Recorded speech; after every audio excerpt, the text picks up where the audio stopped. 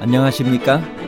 인생의 복잡한 문제들을 말씀으로 단칼에 해결해주는 김종근 목사의 쾌도 남마입니다.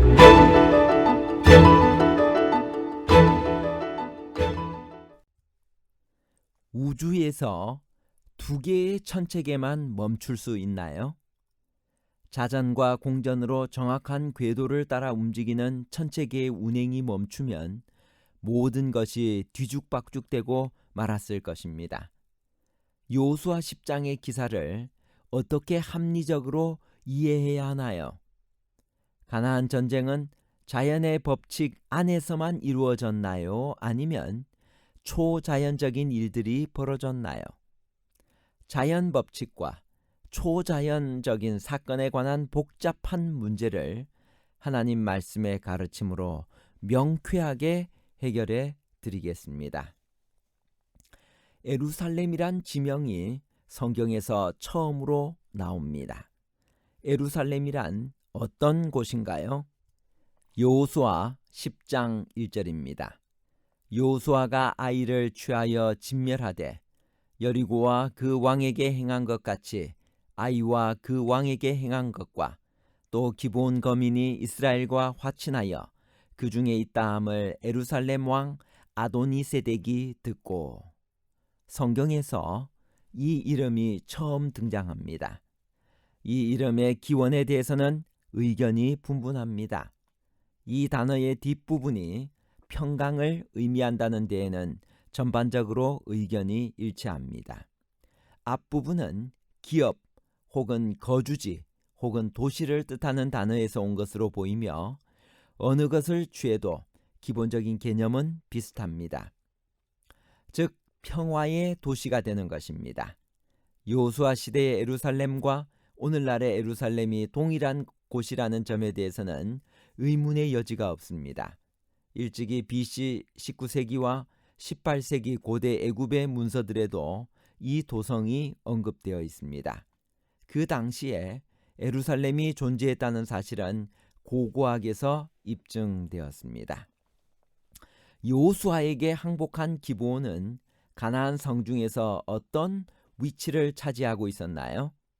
예루살렘 왕 아도니세덱이 동맹하여 기브온을 치려고 했던 이유는 무엇인가요? 여호수아 10장 2절입니다. 크게 두려워하였으니 이는 기브온은 왕도와 같은 큰 성이며 아이보다 크고 그 사람들은 다 강합니다. 기브온 족속의 이탈은 다음과 같은 이유에서 가나안의 큰 불안 요인이 되었습니다. 첫째로 기브온은 왕이 거하는 왕도와 같은 큰 성읍이요 기브온 사람들은 강한 전사들이었습니다. 그런 기브온이 항복하여 가나안의 연합 세력에서 이탈한다는 것은 가나안 전체의 사기를 크게 떨어뜨리고 전력을 약화시켰습니다. 둘째로 기브온의 이탈을 징벌하지 않고 방치할 경우 제2, 제3의 기브온이 나올 염려가 있었습니다. 셋째로 전쟁이 벌어질 경우 기브온 사람들은 이스라엘 쪽에 가담할 것이 틀림없었습니다.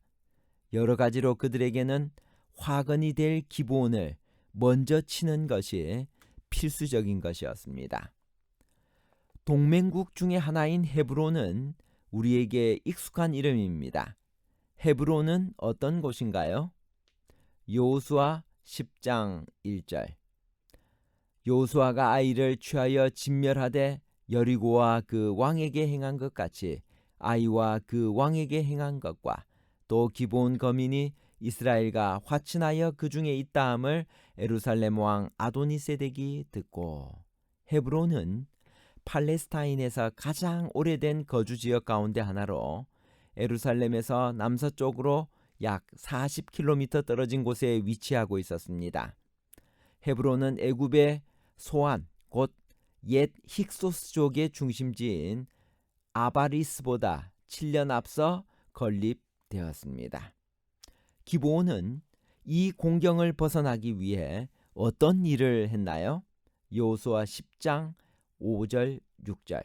이러므로 아모리 다섯 왕 곧 에루살렘 왕과 헤브론 왕과 야르뭇 왕과 라기스 왕과 에글론 왕이 함께 모여 자기들의 모든 군대를 거느리고 올라와서 기브온에 대진하고 싸우니라. 기브온 사람들이 길갈진에 보내어 여호수아에게 전언하되 당신의 종들 돕기를 더디게 마시고 속히 우리에게 올라와서 우리를 구조하소서. 산지에 거하는 아모리 사람의 왕들이 다 모여 우리를 치나이다 하매. 여호수아는 길갈 진영을 떠나 기브온으로 가면서 어떤 준비를 했으며 어떤 전투를 벌였나요? 여호수아 10장 7절. 여호수아가 모든 군사와 용사로 더불어 길갈에서 올라가니라. 8절. 때에 여호와께서 여호수아에게 이르시되 그들을 두려워 말라. 내가 그들을 내 손에 붙였으니 그들의 한 사람도 너를 당할 자 없으리라 하신지라. 여호수아는 이번에는 실수하지 않았습니다. 그는 먼저 하나님께 물었으며 하나님께서는 그 전투에서 승리를 보장해 주셨습니다. 여호수아는 시간을 낭비하지 않았습니다. 하나님의 승낙이 떨어지자 그는 즉시로 밤새도록 올라가 적군이 방심하고 있을 때 그들을 급습했습니다.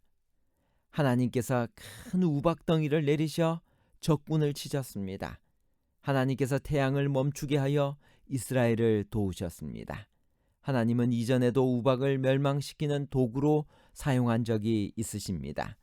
사람의 전투라기보다는 하나님의 전투로 생각될 만큼 하나님께서 온 가나안 앞에 그 형력한 위엄을 나타내셨습니다. 여호수아가 기도하자 태양이 멈추었습니다. 실제로 태양이 움직이지 않은 것인가요?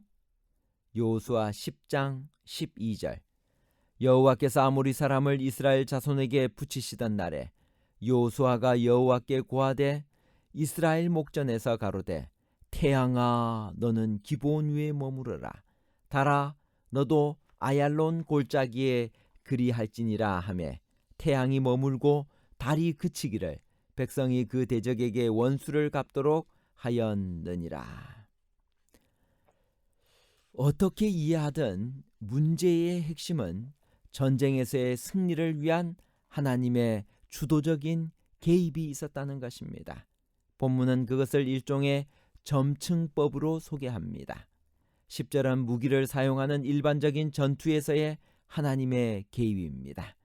여호와께서 그들을 이스라엘 앞에서 패하게 하심으로 여호수아가 그들을 기브온에서 크게 살육하였다고 소개합니다. 11절은 자연 현상을 이용한 하나님의 개입입니다. 즉 여호와께서 하늘에서 큰 우박덩이를 내리신 것입니다. 이 구절은 승리가 여호와의 개입에 의한 것임을 강조하기 위해 이스라엘 자손의 칼에 죽은 자보다 우박에 죽은 자가 더 많았더라고 비교급을 사용합니다. 그리고 마침내 12절부터는 자연의 질서를 변경한 초자연적인 하나님의 개입을 소개합니다. 본문이 말하고자 하는 바는 분명합니다. 하나님은 그의 백성이 승리하도록 자연의 법칙을 초월적으로 사용하신다는 것입니다. 하나님은 이스라엘 백성들의 승리를 위해 무기로 싸우는 여호수아의 군대와 함께 하시다가 아예 우박을 내리시는 방법으로 직접 개입하신 다음에 이제는 완전한 승리를 위해 초자연적인 기적까지 베푸신 것입니다. 부조화 선지자 509페이지. 이 큰 기적은 온 우주 만물이 창조주의 통치하에 있다는 것을 증가한다. 사탄은 자연계에 나타나는 하나님의 섭리를 사람들에게 감추려 하고 있으며 이 최초의 대사업에 나타난 하나님의 끊임없는 역사를 보지 못하게 하려고 한다. 이 기적으로 자연을 자연의 하나님보다 더 높이는 자는 모두 견책을 받는다. 결론입니다.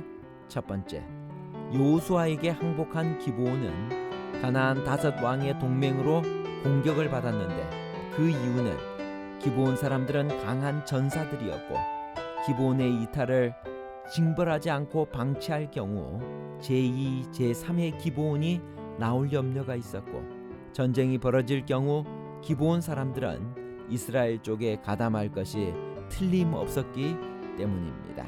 둘째, 하나님은 그의 백성이 승리하도록 자연의 법칙을 초월적으로 사용하십니다.